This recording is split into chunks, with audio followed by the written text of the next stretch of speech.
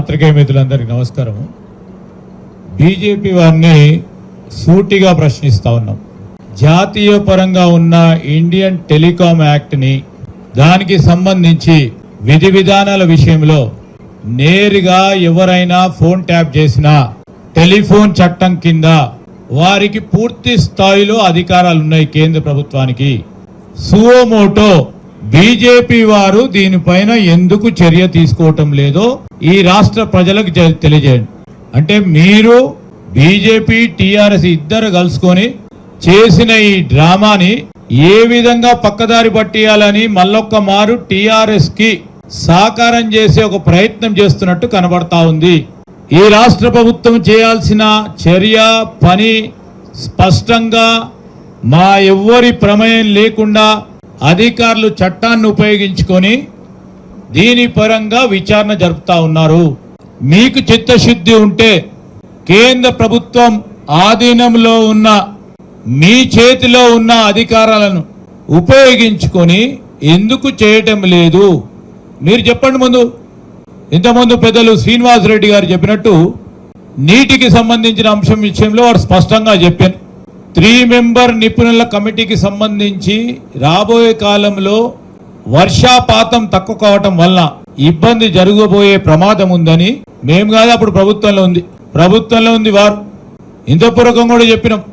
August September మాసంలో వర్షాలు పడలేదు. టీఆర్ఎస్ పార్టీ ప్రభుత్వం ఉంది.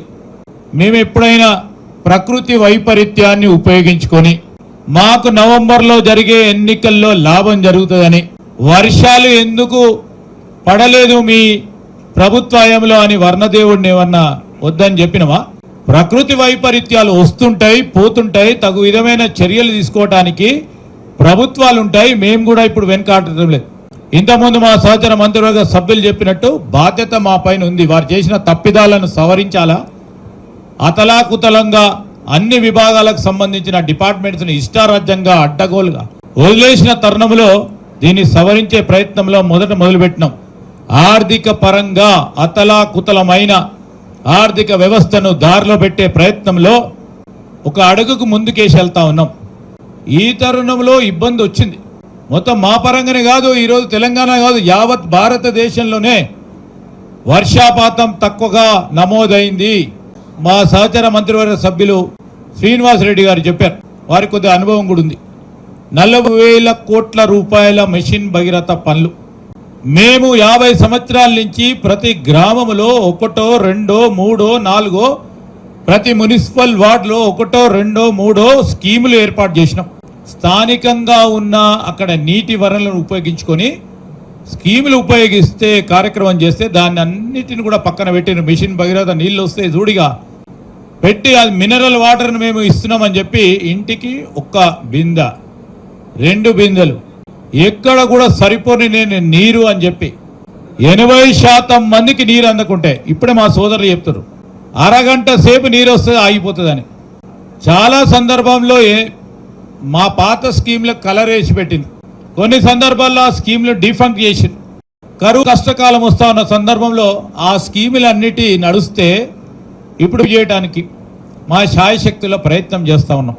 బోర్లను వేయటానికి కానీ ఎక్కడ అవసరం ఉంటే అక్కడ ట్యాంకర్లు పెట్టైనా, ముఖ్యమంత్రి గారు ఏమన్నారు, ట్యాంకర్లు పెట్టైనా నీటి వనరులు ఎక్కడుంటే అక్కడ మంచి నీటికి ఇబ్బంది లేకుండా మా బాధ్యతగా ఈ రాష్ట్ర ప్రజానికానికి ఎక్కడ మంచి నీటి ఇబ్బంది లేకుండా చూస్తామని చెప్పడం జరిగింది. ఇది మా బాధ్యత. 3 నెలల్లో మేమేమైనా దేవుళ్ళమానే కరువు పుట్టించడానికి?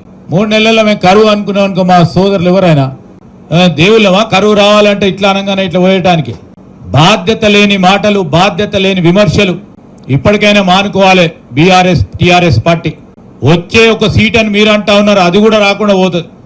ఈరోజు మేము చెప్తా ఉన్నాం, బాధ్యతగా పనిచేస్తాం.